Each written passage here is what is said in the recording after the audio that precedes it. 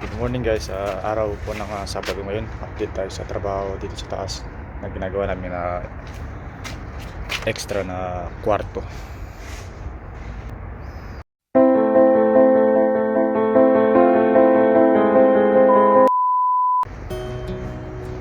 Yan, bale pinaumpisa ko rin dun sa taas yung yung palitada. Ayun sila. Yung pinauna ko dun. Kasi normal na palitada lang yan. Wrap finish lang. Bali dalawa lang sila. Para makapag-umpisa na ako mapaglagay ng tubular. Para yung pag-screwan ng bubong. Ayan. Madali naman yan. Baka isang araw lang matapos lahat yan. Hindi naman siya buo. Pinatatapang ko yun sa loob yung hollow block para kung umulan hindi siya pumasok yung tubig.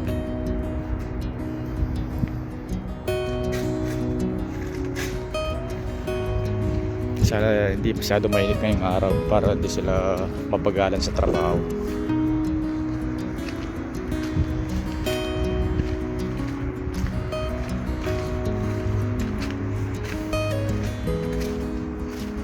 Dito rin continue pa rin rito mamaya 8 o'clock ng umaga, 30 minutes pa before yung trabaho namin yung duty.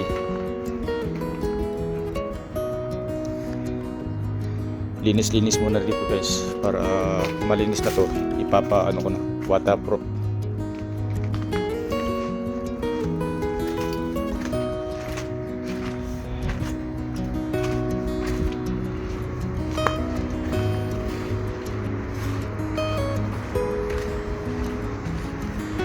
Yung mga buo-buo na semento ipapadurog ko para halimbawa mapatambak ko yung sa loob kaysa naman itapon sa dagdag trabaho.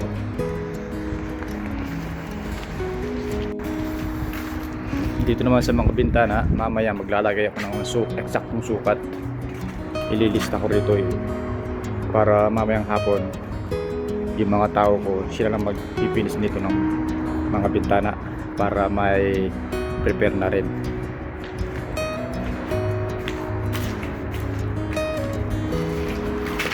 Itong pintura na to baka hindi ko na ipipinish kung kahoy, pero kung bakal ipapano ko ipipinish ko to. Pero madali naman to sa mga tawang ko na magagawa mo kaysa iintayin ko sila ipinish to. Ako nang magano rito mga tawang ko na para mapadali trabaho namin.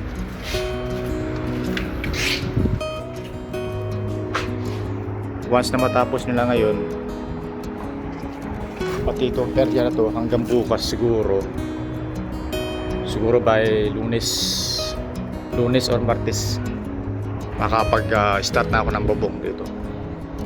Pero yung steel man ko may trabaho pa sa baba, baka ngayong araw matapos yun, baka kinabukasan dito ko ilalagay yung welder ko para makapag start siya ng mga tubular dito. At mamayang hapon din yung mga sobra kong tao hindi masyado mainit pag hapon kasi alas 4 yan yung mga semento tsaka yung mga tiles bawat i-prepare ko ng banda rito para malapit na lang sila sa trabaho banda rito sa area na to. Itong open area na to, itong open area na to para mabawasan yung bigat dito sa area na to kasi bigat niya mga tiles na at mga semento.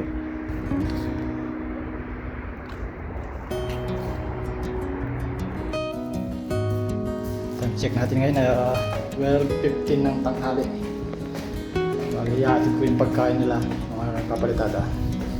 Tapos check na natin yung gawa nila.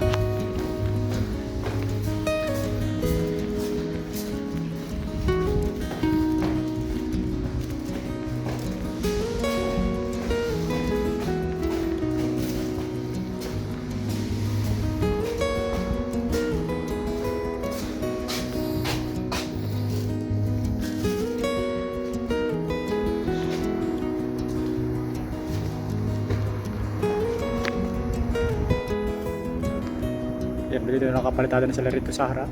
Kaya nakapangatlo sa dalawa tatlo.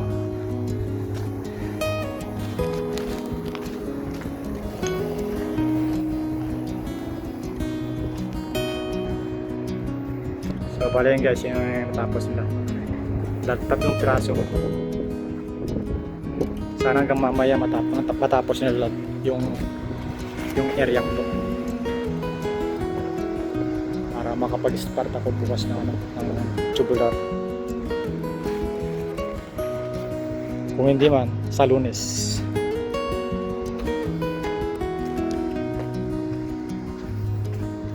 Tatlo. Sa dalawa, tatlo, apat. Kung hindi nila tinira to, tapos na sana lahat yan. Eh kaso tinira ito, kaya siguro nagtagal kasi malaki ito eh.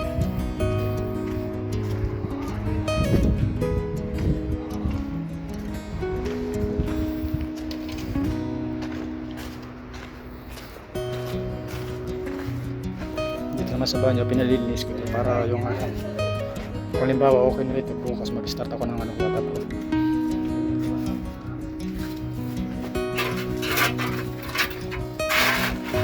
Ayun, nag-crack na yung waterproof.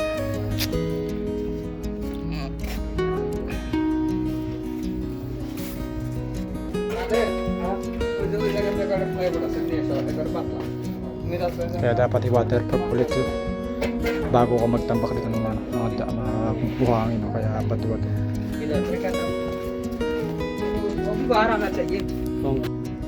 Bali yan guys, sabihin mo sobrang init, hindi natin kaya.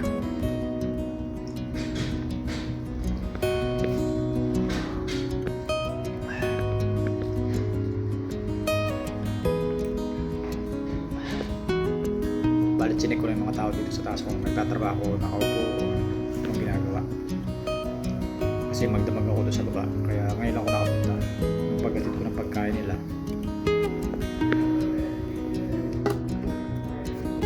Kasi kung hindi mo sila babantayan, wala mangyayari. Kung hindi mo sila iikutan,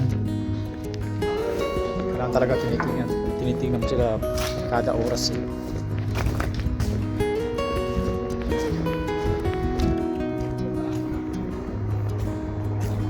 Bali once na patapos nila yung dumi dyan sa loob ng toilet, pati yung kusina isusunod ko na rin palilinis bago natin paano ilipat yung mga gamit na to, lalong na yung mga tiles. Siguro init ngayon, nasa 45 plus na siguro. Sana matapos nila hanggang ngayon hanggang mamayang hapon, para dito na sila magtatrabaho. Madali na sa kanila magpalitada dito sa baba. Kasi dito naglalagay pa sila ng rito scaffolding na maliit para sumakto dun sa taas. Once na malagay na yung mga tubular na to, pwede na ako magpaglagay ng bubong. Tapos pwede na tayo mag-layout ng kuryente rito, mga piping. Tsaka magkano tayo ng mga tiles maglalagay. So para malapit na tayo matapos rito yung 7 kwarto muna, tapos isusunod ko na mga banyo rin. Once na matapos yung mga kwarto nito, yung mga nagpapalitada, dadalhin ko sa mga toilet. Kung halimbawa 7 yung kwarto, 7 yung kaya 5 piraso sa isang side, tatapusin ko muna yun, tatapos ko palitada para makapag-umpisa na rin ako paglagay ng tiles. At least kahit lumipat sila rito, may tiles na sila, may kusina na sila, may banyo na sila naka-ready. Paano guys, yun muna yung update natin sa umagang araw ng Sabado.